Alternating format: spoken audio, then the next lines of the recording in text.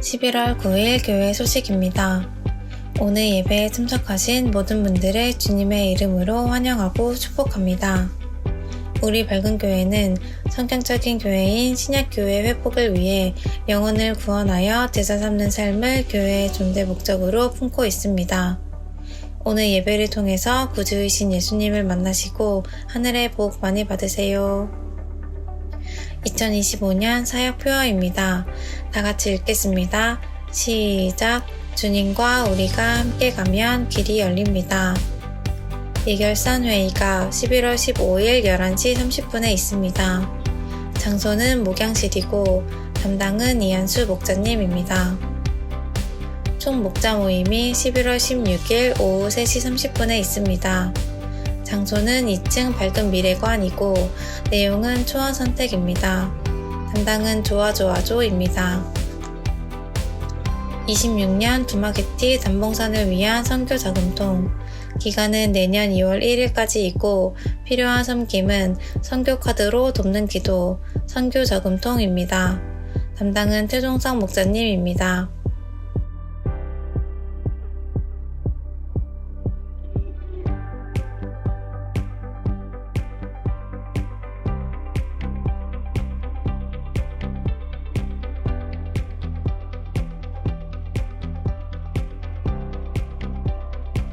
예배 회복이 신앙의 회복입니다.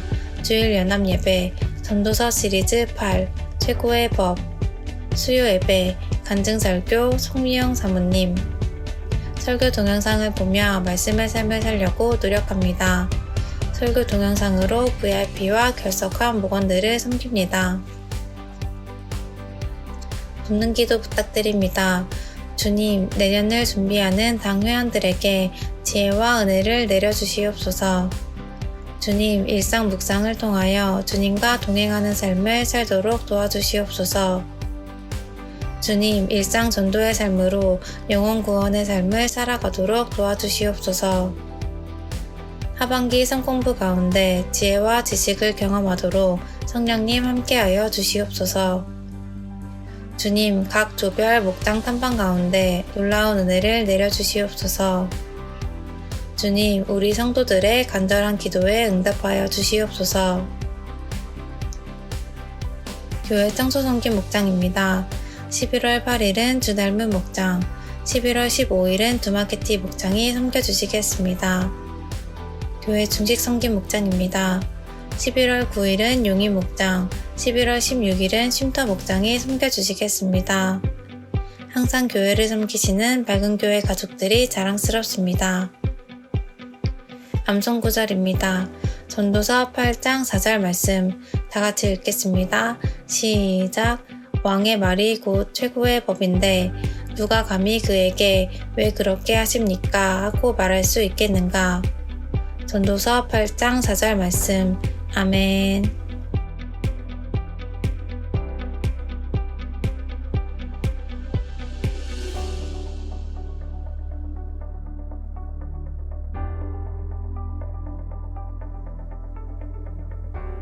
이번 한 주간도 주님 안에서 승리하세요. 감사합니다.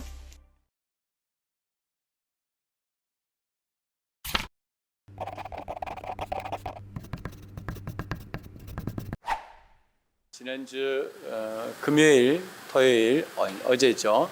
까지 우리 목자 목녀님들 연합 수련회가 있었습니다. 명일동에 있는 아름다운 교회에서 수련회를 했었는데요.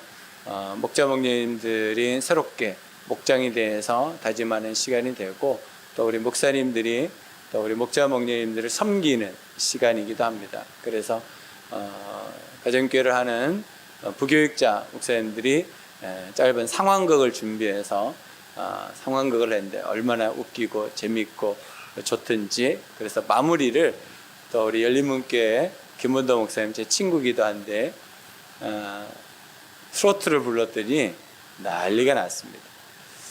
그래서 참 교회에 트로트가 은혜가 되는구나 다시 한번 확인하는 시간이었는데 얼마나 박수들을 열심히 치고 웃기는 개사를 조금 해가지고 불렀는데 아주 즐거운 시간이었습니다. 저는 담임 목사님들 사모님과 함께 합창을 준비해서 합창을 이렇게 또 섬기는 시간들도 가졌는데 양쪽에 키 큰 사람 중에 한 사람이 접니다. 끝이 날 때는 다 같이 악수하고 악수례라고 그래가지고 두 원을 만들어서 안에 있는 사람 밖에 있는 사람들 해가지고 같이 이렇게 악수하면서 서로 격려하고 축복하는 시간을 가졌는데 참 은혜로운 시간들을 가졌던 것 같습니다. 하면서 참 하나님께서 저 개인적으로도 또 다짐할 수 있는 또 하나님께서 어떻게 교회를 섬겨야 되는지에 대해서 마음도 주셔서 참 좋았던 그런 수련회였다고 생각합니다. 또 함께 하신 또 기도해 주신 우리 모든 성도들, 우리 목자 목녀님 감사합니다. 오늘 주제입니다. 하나님의 말씀이 최고의 법이다. 하나님의 말씀이 최고의 법이다. 시작. 하나님의 말씀이 최고의 법이다. 하나님의 말씀이 최고의 법이다. 이것에 대해서 이견을 다할 수 있는 사람은 아마도 아무도 없으리라고 생각합니다. 우리는 하나님 말씀대로 살고 하나님 말씀대로 또 살아가야 합니다. 왜냐하면 이 하나님의 말씀을 성경은 생명이다 라고 말합니다. 그래서 우리는 하나님의 말씀을 생명인 줄 알고 그 말씀대로 살려고 노력하고 있습니다. 요한복음 1장을 보면 우리에게 말씀이 오셨다 이렇게 말합니다. 그 말씀은 우리에게 생명이고 하나님의 아들이며 곧 예수 그리스도다 이렇게 말합니다. 그러니 이 말씀을 우리가 따라 사는 것은 우리를 위해서, 우리의 삶을 위해서는 아주 당연하고 마땅한 삶입니다. 하나님의 말씀은 최고의 법이기 때문입니다. 구약 성경을 보면 그리스도라는 말이 나오는데 단어적으로는 나오지 않지만 내용적으로 그리스도가 나옵니다. 구약에 그리스도가 세 직분으로 나타내는데 그 첫 번째 직분이 제사장입니다. 그리스도라는 말은 기름 부음을 받다라는 뜻인데요. 제사장은 기름 부음을 받아 세워지는 사람입니다. 그래서 제사장을 그리스도다 이렇게 말합니다. 또 한 부류의 사람은 선지자입니다. 선지자는 기름 부음을 받아 세워지는 하나님의 말씀을 맡은, 하나님의 말씀을 대언하는 사람을 선지자다 이렇게 말합니다. 또 한 부류의 사람을 왕이라고 합니다. 왕은 기름 부음을 받아 세워지는 사람입니다. 이 왕이 하는 일은 나라를 다스리는 겁니다. 자기의 생각이 아니고 하나님의 말씀으로 하나님이 주시는 지혜로 살리고 세우는 원칙을 따라서 다스리라고 세운 사람이 바로 왕입니다. 이 세 사람은 구약에 나타나는 그리스도입니다. 근데 그리스도에 또 다른 말이 있는데 그리스도라는 말은 헬라어입니다. 히브리어로는 메시아라는 말입니다. 그래서 세 직분의 그리스도, 세 직분의 메시아가 있습니다. 이 메시아라는 직분은 하나님의 중보자라는 뜻입니다. 그러니까 하나님의 뜻을 전하고 하나님의 의도를 전달하는 사람이 메시아입니다. 그래서 제사장은 무엇하는 사람이냐면 하나님 앞에 나아가 백성들의 죄를 대신 하나님께 고하고 그들의 죄를 정결케 하는 일을 하는 사람이 바로 제사장입니다.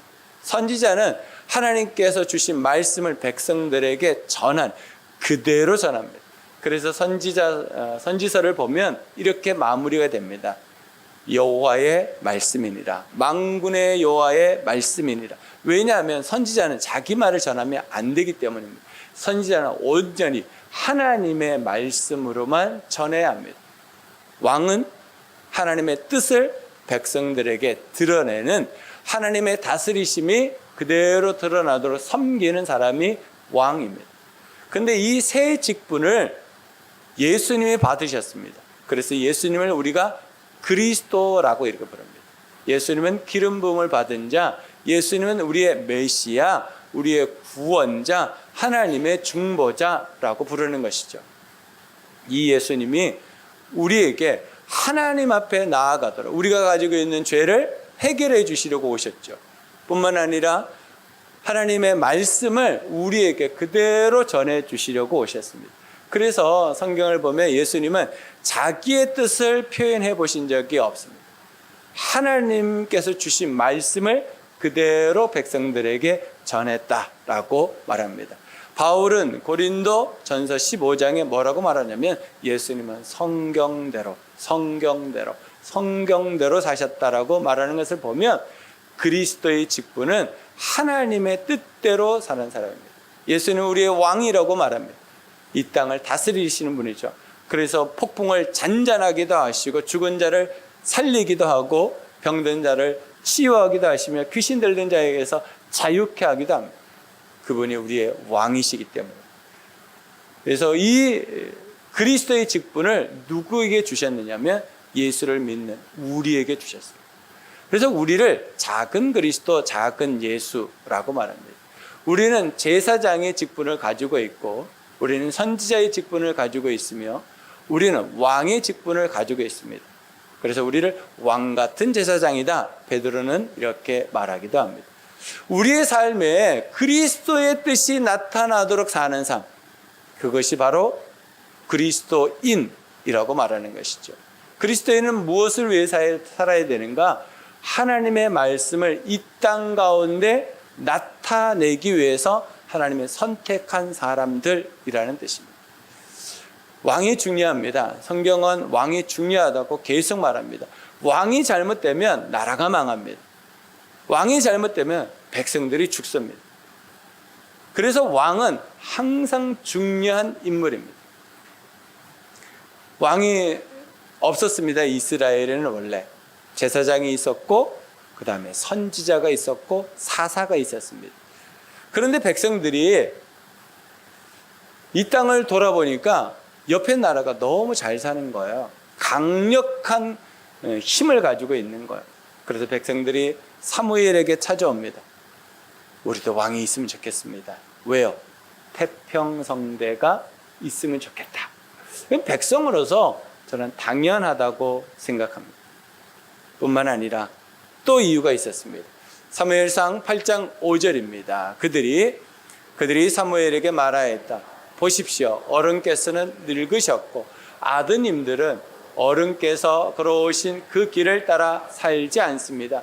그러므로 이제 모든 이방 나라들처럼 우리에게 왕을 세워주셔서 왕이 우리를 다스리게 하여 주십시오. 백성들이 사무엘에게 왕을 요구할 때 아주 합당한 이유가 있었습니다. 막무가내로 왕을 세워달라고 한 게 아니에요. 두 가지 큰 이유가 있었는데 첫 번째는 사무엘이 나이가 많이 들었습니다. 언제 죽어도 이상하지 않을 정도의 나이가 된 거죠. 또 하나는 사무엘을 이어받을 그 아들 홈리와 비나스라고 하는 두 아들이 아주 개차반 같은 아들들이었습니다. 하나님의 뜻으로 전혀 살지 않는 아들, 백성들을 아무렇게나 다루고 하나님의 말씀을 자기의 생명으로 생각하지 않고 자기의 생각과 마음대로 살아갔던 사람. 그러니 백성들은 불안할 수밖에 없었습니다. 그러니 사무엘에게 온 겁니다. 이게 짜증내면서 얘기한 것이 아니고 아주 정중하게 얘기한 겁니다. 선지자님, 그 당시에 사무엘이 사사이기도 했으니까 우리에게 왕이 필요합니다. 이유는 이렇습니다. 라고 얘기했습니다. 백성들의 입장에서는 불안했습니다. 사무엘 선지자가 죽고 난 다음에 어떡하지? 대안이 없었어요. 그러니까 백성들은 자기 나름 대안을 찾았습니다. 옆에 나라를 보니까 왕 제도가 있는 거예요. 그래서 왕을 세워달라고 요청합니다. 사무엘이 그 얘기를 들었을 때 굉장히 섭섭했다 이렇게 말합니다. 여러분, 자기의 자리를 내려놓는 것은 인간은 누구나 섭섭합니다. 섭섭하지 않은 사람은 아무도 없습니다. 섭섭할 수밖에 없죠. 그래서 하나님 앞에 사무엘이 나갑니다. 그리고 기도합니다. 하나님 어떻게 할까요? 그랬더니 하나님께서 사무엘에게 너는 이것을 전하여라 했던 말씀이 있습니다. 그것이 사무엘상 8장 11절로 20절 말씀인데 너는 백성들이 원하는 왕, 그 왕의 정체가 뭔지, 왕이 세워지면 어떤 일이 벌어지는지 그것을 정확하게 전하라고 말합니다. 그리고 사무엘이 그 말씀을 백성들에게 전하게 됩니다. 그것이 8장 11절로 20절 말씀입니다. 같이 읽겠습니다. 당신들을 다스릴 왕의 권한은 이러합니다. 그는 당신들의 아들들을 데려다가 그의 병거와 말을 다루는 일을 시키고 병거 앞에서 달리게 할 것입니다. 그는 당신들의 아들들을 천부장과 오십부장으로 임명하기도 하고 왕의 밭을 갈기도 하고 곡식을 거둬들이기도 하고 무기와 병거와 장비도 만들게 할 것입니다. 그는 당신들의 딸들을 데려다가 향유도 만들게 하고 요리도 시키고 빵도 굽게 할 것입니다. 그는 당신들의 밭과 포도원과 올리브 밭에서 가장 좋은 것을 가져다가 왕의 신하들에게 줄 것이며 당신들이 둔 곡식과 포도에서도 열의 하나를 거두어 왕의 관리들과 신하들에게 줄 것입니다. 그는 당신들의 남정들과 여정들과 가장 뛰어난 젊은이들과 나귀들을 끌어다가 왕의 일을 시킬 것입니다. 그는 또 당신들의 양떼 가운데서 열의 하나를 거두어 갈 것이며 마침내 당신들까지 왕의 종이 될 것입니다. 그때야 당신들이 스스로 택한 왕 때문에 울부짖을 터이지만 그때 주님께서는 당신들의 기도에 응답하지 않으실 것입니다. 처음으로 왕이 뭔지를 안 순간입니다. 여러분들이 이 본문을 읽었을 때 어떤 생각이 드십니까? 왕이 생기면 이렇게 됩니다. 그런데 백성들이 이걸 몰랐죠.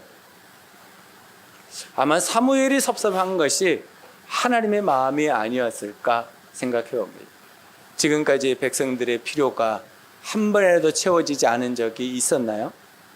하나님께 기도하고 진정한 왕이신 그분 앞에 삶을 살아갔을 때 이스라엘 백성들은 항상 응답을 받았고 전쟁이 일어나도 승리했으며 그들의 부족 가운데 하나님의 채워주는 일들이 있었습니다.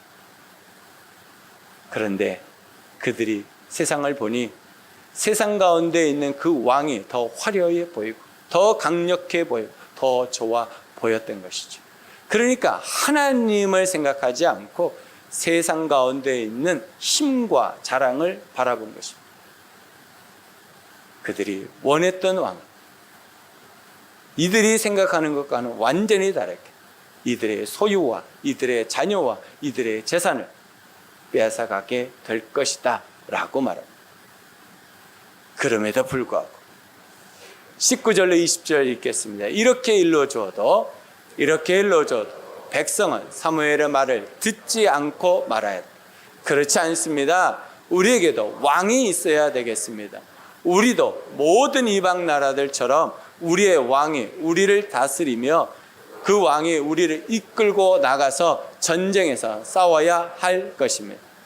여러분, 생각이라는 것이 얼마나 무서운지 아십니까? 한번 자기가 동의하고 들어가면 안 들립니다.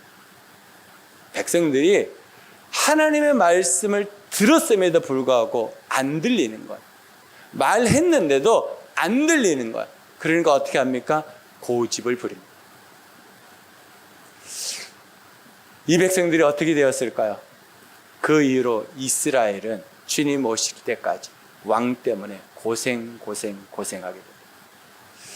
여러분, 하나님이 우리의 왕이시다라는 거 우리가 압니다. 근데 진짜 왕이 하나님이시냐라고 진짜 묻는다면 우리는 아닌 경우가 너무 많습니다. 내가 왕인 경우가 너무 많죠. 내 뜻대로, 내 생각대로, 내 방법대로, 내 계획대로, 내가 생각한 대로 그대로 되어야 된다고 생각합니다. 여러분, 지도자 한 사람이 잘못 세워지면 어떤 일이 일어나는지 우리는 역사를 통해서 너무 많이 봤습니다. 그 지도자가 하나님의 말씀 위에 서 있지 않으면 결국에는 오늘 사무엘이 말한 이 왕과 같은 일들이 우리에게는 날마다 일어나게 된다라는 것입니다. 여호수아서 1장 7절로 9절 말씀을 우리 다시 읽어보겠습니다. 오직 너는 크게 용기를 내어 너의 종 모세가 너에게 지시한 모든 율법을 다 지키고 오른쪽으로나 왼쪽으로 치우치지 않도록 하여라. 그러면 내가 어디를 가든지 성공할 것이다. 이 율법책의 말씀을 늘 읽고 밤낮으로 그것을 공부하여 이 율법책에 쓰여진 대로 모든 것을 성심껏 실천하여라. 그리하면 내가 가는 길이 순조로울 것이며 내가 성공할 것이다. 두 번의 성공이 나오죠, 그렇죠? 그 성공의 전제는 뭐냐면 하나님의 말씀대로 살 때 성공하게 된다. 여러분 정말 여러분 성공하기를 원하십니까? 여러분 자녀가 정말 성공하기를 원하십니까? 여기서 말하는 성공은 세상이 말하는 세 가지의 성공을 얘기하는 것이 아닙니다. 이 세상은 세 가지의 성공을 원합니다. 어떤 성공을 원해요? 더 많이 생기기를 원합니다. 많이 생기면 성공이라고 생각합니다. 더 강해지면 성공이라고 생각합니다. 더 높아지면 성공이라고 생각합니다. 그것을 경험했던 솔로몬의 결론은 무엇이었습니까? 헛된 것이었습니다. 그러니까 여기서 말하는 성공은 세상에 말하는 이 세 가지의 성공을 얘기하는 게 아닙니다. 여기서 말하는 성공은 하나님과 동행하는 삶을 이야기하는 것입니다. 하나님과 동행할 때 우리는 풍성한 사람, 하나님의 놀라운 은혜로 형통을 경험하는 사람이 된다라는 것입니다. 여러분 어떤 성공을 원하십니까? 이 세상이 원하는 그 세 가지를 가지기를 원하십니까? 결론은 헛된 겁니다. 조금 불편하고 힘들지만 주님과 동행하는 삶은 기쁨이, 즐거움이, 행복으로 끝날 것입니다. 여러분 뭘 선택하기를 원하십니까? 9절이 이렇게 말합니다. 내가 너에게 굳세고 용감하라고 명하지 않았느냐? 너는 두려워하거나 낙담하지 말아라. 내가 어디로 가든지 너희 주 나 하나님이 함께 있겠다. 무엇 할 때? 중요한 건 내가 무엇을 할 때 하나님이 이렇게 하신다고요? 말씀대로 살아갈 때. 말씀대로 살아가는 겁니다. 그러지 않으면 우리가 아무리 이 세상에서 사람들이 박수 쳐줘도 그 성공 아닙니다. 주님 앞에 서면 헛되고 헛되고 헛되고 헛되고 헛되도다고 고백할 수밖에 없게 될 것입니다. 여러분 왕이 우리에게 있습니다. 진정한 왕이 되시는 그 예수 그리스도의 말씀 앞에 우리가 순종하면 그 말씀이 우리에게 최고의 법이 되면 우리의 삶은 형통의 복을 누리게 될 줄로 믿습니다. 왕은 무엇으로 사는가? 왕은 무엇으로 살죠? 성경은 왕이 무엇으로 살아야 되는지 세 가지로 이야기합니다. 왕은 하나님의 말씀으로 살아야 돼요. 이 말씀을 가진 왕은 왜 말씀을 따라 사는가? 그 첫 번째가 하나님의 의도를 알기 위해서 말씀 안에 살아야 돼요. 왕이 왜 하나님의 말씀 안에 살아야 되는가? 왜 날마다 밤낮으로 말씀을 묵상하고 살아야 되는가?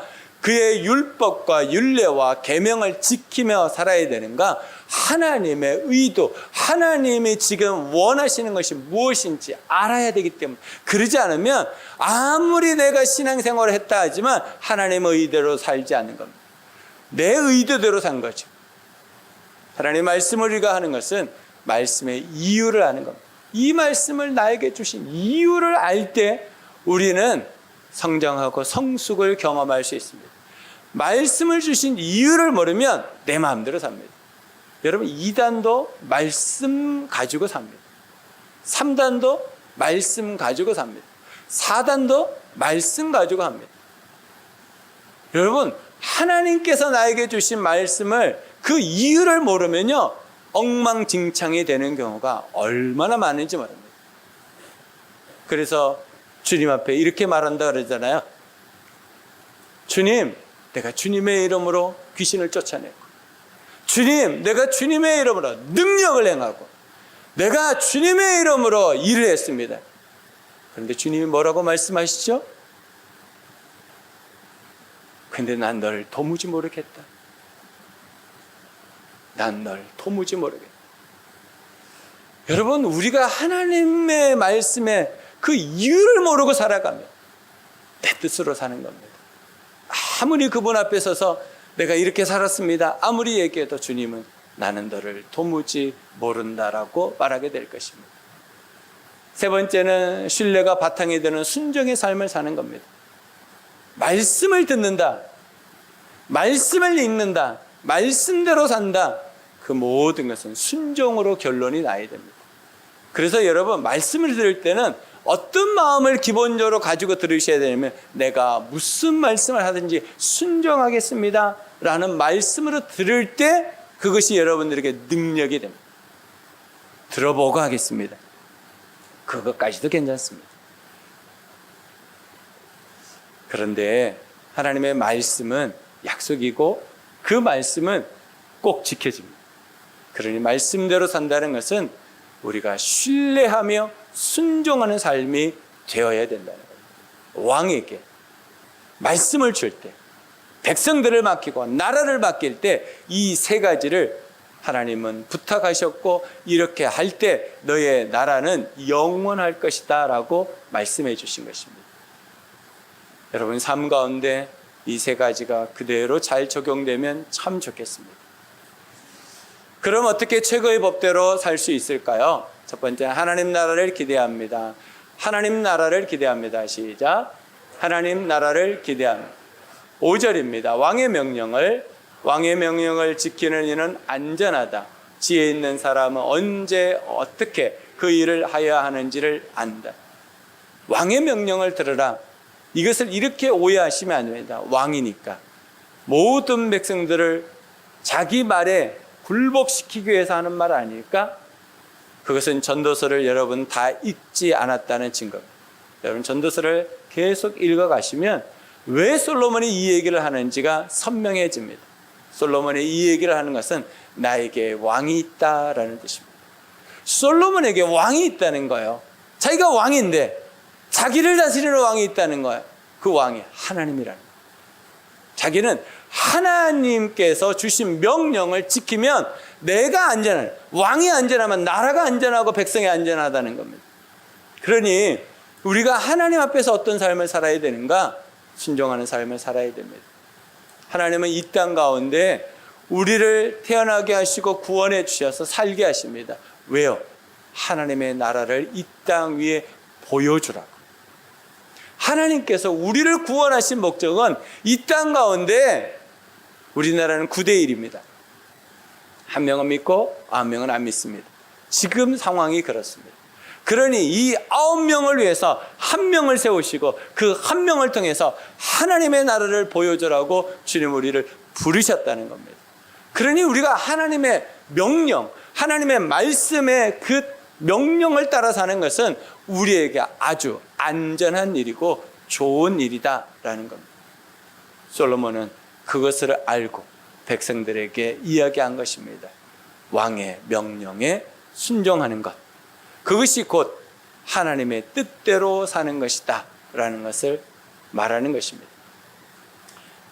다니엘 2장 44절입니다. 이 왕들의 시대에 하늘의 하나님이 한 나라를 세우실 터인데 그 나라는 영원히 망하지 않을 것이며 다른 백성에게 넘어가지 않을 것입니다. 그 나라가 도리어 다른 모든 나라를 쳐서 멸망시키고 영원히 설 것입니다. 다니엘서는 네 나라, 세상에 강력한 네 나라가 없어지고 하나님의 나라가 영원하게 될 것이다 라고 하는 것이 다니엘서입니다. 그 하나님의 나라가 예수 그리스도로 말미암아서 이 땅에 완전히 성취되었습니다. 하나님의 나라가 이 땅에 온 것이죠. 그래서 예수님이 이 땅에 오셔서 첫 일성, 첫 번째 했던 그 말씀이 무엇입니까? 회개하라, 천국이 왔다, 이렇게 말합니다.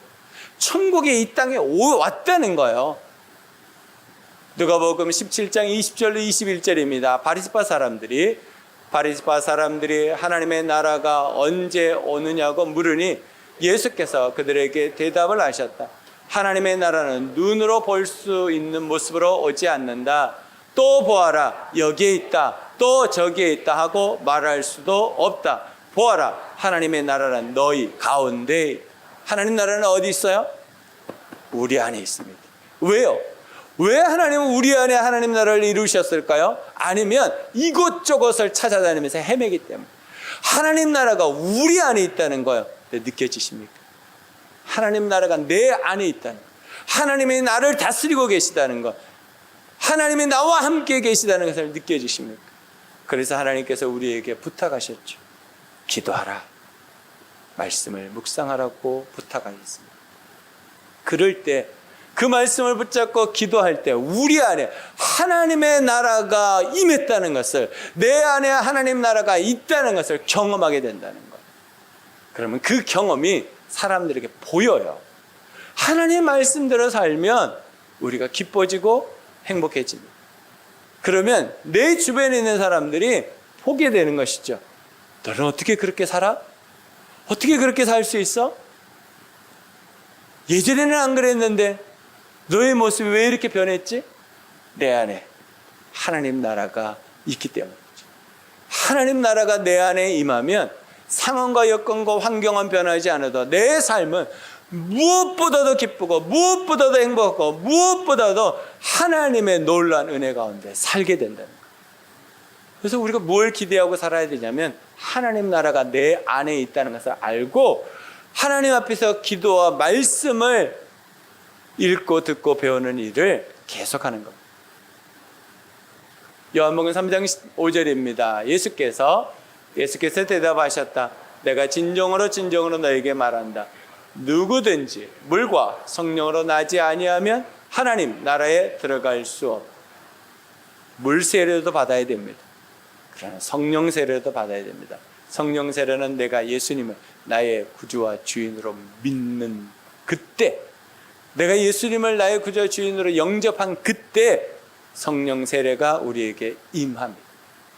그래서 물 세례도 분명히 받아야 됩니다. 하지만 성령 세례도 받아야 됩니다. 그래야지만 하나님 나라에 들어갈 수 있다라고 말하는 것이죠. 여러분, 예수님 믿으십니까? 여러분 마음 가운데 예수님만이 나의 삶의 모든 대안이라고 믿으셔야 됩니다. 그래야지만 우리의 삶 가운데 하나님의 나라가 이루어지고 하나님의 다스림 가운데 우리는 놀라운 복을 누리며 살게 된다라는 것입니다. 로마서 14장 17절입니다. 하나님의 나라는 먹는 일과 마시는 일이 아니라 성령 안에서 누리는 의와 평화와 기쁨입니다. 이건 엄청난 선포입니다. 하나님의 나라는 이 세상 사람들이 먹고 마시는 거기에 집중된 삶이 아니고 의와 평화와 기쁨에 집중된 삶이 된다는 것. 여러분, 무엇 때문에 걱정하고 무엇 때문에 염려합니까? 먹고 마시는 것 때문 아닙니까? 노후를 왜 걱정합니까? 먹고 마시는 것 때문에 아닙니까? 우리가 하나님 나라가 우리 안에 있다는 것. 그 하나님 나라가 우리 안에 있으면 우리 안에 하나님의 복음이, 하나님의 능력이, 하나님의 권세가 우리에게 의와 평화와 기쁨을 날마다 주신다는 거예요. 어떠한 세력이 나를 넘어뜨리려고 해도 넘어지지 않는 강력한 힘이 우리에게 생긴다. 그게 하나님 나라입니다. 누구도 망가뜨릴 수 없는, 누구도 무너뜨릴 수 없는 강력한 나라, 영원한 나라, 그것이 하나님의 나라입니다. 우리가 성경을 보면 인간들이 실패합니다. 계속 실패합니다. 하나님의 사람을 세웁니다. 그 동안만 유지됩니다. 그 다음 전수가 안 됩니다. 그리고 또 하나님께서 또 누군가를 세웁니다. 근데 또 전수가 안 됩니다. 그래서 구약 역사를 보면 계속 실패의 역사가 기록되어 있습니다. 그래서 하나님의 대안은 그리스도였습니다. 그리스도. 구약 성경을 보면 사람으로는 안 된다는 것을 뼈저리게 경험하게 됩니다. 그 대안이 바로 그리스도라는 거예요. 예수 그리스도만이 우리의 대안이다 라고 말씀하신 것이 하나님의 말씀. 그 예수 그리스도가 우리에게 하나님의 나라로 임하셨다는 거예요. 말씀으로 인도함 받는 삶, 그것을 우리의 내비게이션이다 이렇게 생각하면 좋습니다. 내가 얼만큼 달려야 되는지 내비게이션의 속도가 나오죠. 내가 어디로 가야 되는지 방향이 지시되죠. 거리가 나타납니다. 내비게이션을 따라가는 거예요. 그래서 하나님의 말씀은요, 우리의 내비게이션입니다. 여러분의 인생의 내비게이션, 여러분들이 영원토록 살아갈 내비게이션, 그것이 바로 말씀입니다. 영적인 존재를 인정하셔야 됩니다. 하나님 나라는 영적인 곳에 있습니다. 하나님은 영이셔서 눈에 보이지 않습니다. 그래서 우리에게 보내주신 대안이 바로 성령님이십니다. 성령님은 영이십니다. 그런데 그분이 우리 안에 항상 함께 계십니다. 그래서 우리가 그분을 따라 살면 하나님의 나라를 경험하며 살 수 있습니다. 여러분, 이번 한 주간 하나님 나라를 경험해 보십시오. 그러려면 여러분 삶 가운데 내 대안이 아니고 그리스도가 내 대안이라는 것을 여러분 믿으시고 살아가시기를 주님의 이름으로 축복합니다. 예수의 이름의 능력, 그 능력이 무엇인가? 성령의 충만함입니다. 그분 앞에 순종할 때 능력은 나타납니다. 계속 순종해 보는 거예요. 계속 성령의 충만을 요청해 보는 겁니다. 그럴 때 우리의 삶에 하나님의 나라, 내가 하나님의 백성이구나, 내가 하나님으로 말미암아 살아가는 사람이라는 것을 알게 됩니다. 혹시 여러분 가운데 막혀 있는 것들이 있습니까? 어떻게 살아야 될지 모르는 그런 갈팡질팡한 가운데 있습니까? 예수의 이름으로 선포하고 그것을 돌파해 보십시오. 주님께서 여러분들과 함께 해 주실 줄로 믿습니다. 두 번째는 형통의 복을 누립니다. 형통의 복을 누립니다. 시작. 형통의 복을 누립니다. 6절입니다. 우리가 비록 장래일을 몰라서 크게 고통을 당한다 해도 모든 일에는 알맞은 때가 있고 알맞은 방법이 있다. 형통은 무엇입니까? 알맞은 때, 알맞은 방법. 이게 형통입니다. 알맞은 때와 알맞은 방법이 있을 때 형통하죠. 알맞은 때도 모르고 알맞은 방법도 없으면 우리는 고통을 당하게 됩니다. 형통이 아니고 고통을 당하게 된다라는 겁니다. 사사기의 패턴을 제가 몇 번 말씀드렸죠. 우리 사사기를 할 때도 보셨지만 사사기의 패턴의 첫 번째는 죄와 불순종입니다. 백성들이 하나님 앞에 순종하지 않습니다. 우상을 숭배합니다. 하나님 뜻대로 살지 않습니다. 그랬더니 어떻게 됩니까? 하나님께 심판을 받고 고통을 당하게 됩니다. 고통을 당하니까 너무 힘들고 어려우니까 어떻게 됩니까? 하나님께 간구하고 회개하게 됩니다. 잘못했습니다. 살려주십시오 하게 됩니다. 그때서야 정신 차립니다. 그러니까 하나님께서 그 간구와 회개에 응답하셔서 구원과 회복을 주시는데 이때 사사를 보내주셨죠. 사사가 그 나라를 다스릴 때 태평성대가 있었습니다. 이 태평성대가 그 사사가 살아있는 동안 유지되지만 전수되지 않고 백성들이 여전히 또 죄와 불순종 가운데 나아가는 것을 보게 됩니다. 이것이 사사기의 전체 내용이고 우리의 인생이고 내 개인의 삶입니다. 뭔가가 되면 감사합니다 그랬다가 또 내 뜻대로 돌아가죠. 그러다가 힘들고 어려우면 어떡합니까? 또 살려달라고 그러죠. 그때마다 하나님 살려주시고 그때마다 하나님께서 우리에게 해결책을 주시고 해결책을 받고 또 살아가다 보면 또 해이해지고 게을러지고 나태해지고 하나님 뜻대로 살지 않습니다. 또 죄를 짓습니다. 또 내 마음대로 삽니다. 이 패턴이 우리 인생의 패턴이기도 합니다. 이 패턴을 바꿔야 됩니다. 어떻게 바꾸는가? 정말 훈련을 통해서 바꾸셔야 됩니다. 그래서 정말 훈련의 패턴의 시작은 성령님을 의지하는 겁니다. 성령님, 제가 오늘 기도합니다. 기도 가운데 함께 해주세요. 성령님, 제가 오늘 성경이 있습니다. 함께 해주세요. 성령님을 의지하는 기도로, 성령님을 의지하는 말씀으로 시작합니다. 그렇게 되면 그 말씀 가운데 하나님께서 집중하게 하시고 주목하게 하시고 주의 깊게 만드는 말씀이 있습니다. 그것을 성령님의 음성으로 듣는 겁니다. 그래서 말씀을 그냥 읽지 말고 성령님의 도움을 간구하면서 성경을 읽는, 아무리 짧아도 하나님 이 말씀을 통하여서 나에게 하시는 말씀의 의도와 이해를 주시라고. 그러면 성령님께서 우리에게 음성을 들려주시는데 나에게 집중하게 하시고 주목하게 하시고 주의 깊게 하시는 단어나 문장이나 이미지가 꼭 있습니다. 100% 있습니다. 없는 경우는 없습니다. 꼭 있습니다. 여러분들이 성령님을 의지했기 때문입니다. 꼭 있습니다. 그렇게 되면 하나님께서 나에게 결단과 헌신 실천 한 가지를 주십니다. 그게 순종하는 삶이죠. 그 순종하는 삶을 살면 우리는 다시 성령님을 의지하며 살아갈 수 있습니다. 이 선순환이 우리에게 이루어질 때 우리에게 하나님의 놀라운 형통의 복이 우리에게 나타납니다. 저는 여러분들이 정말 훈련을 같이 했으면 좋겠습니다. 목장마다 목자 목녀님들과 목원들과 함께 정말 훈련을 하면서 형통의 복을 누리는 간증이 우리에게 충만했으면 좋겠습니다. 그렇게 되면 어떤 일이 벌어질까요? 내 주변 사람들이 너는 어떻게 그렇게 형통하게 살아?